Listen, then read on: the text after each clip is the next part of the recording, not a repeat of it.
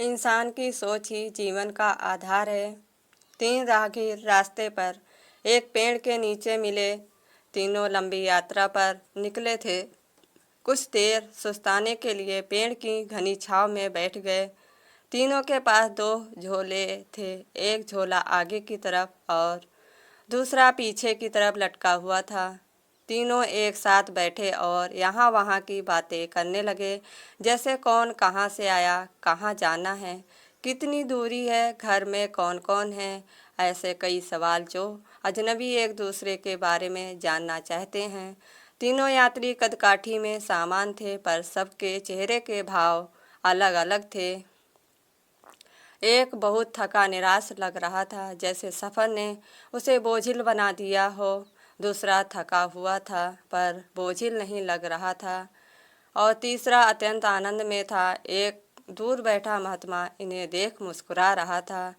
तभी तीनों की नज़र महात्मा पर पड़ी और उनके पास जाकर तीनों ने सवाल किया कि वे मुस्कुरा क्यों रहे हैं। इस सवाल के जवाब में महात्मा ने तीनों से सवाल किया कि तुम्हारे पास 2-2 झोले हैं, इनमें से तुम्हें लोगों की अच्छाई को रखता है, एक में बुराई को, बताओ क्या करोगे।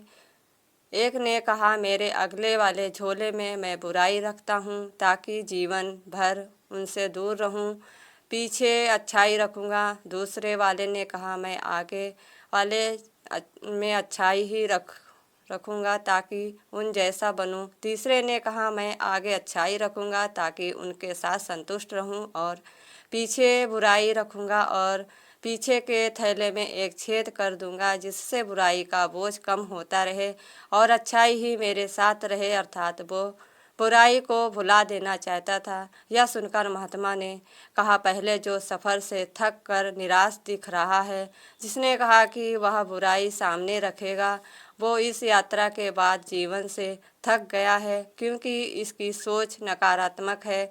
उसके लिए जीवन कठिन है। दूसरा जो थका है पर निराश नहीं, जिसने कहा कि अच्छाई सामने रखूँगा पर बुराई से बेहतर बनने की कोशिश में थक जाता है, क्योंकि वो बेवजह की होड़ में है।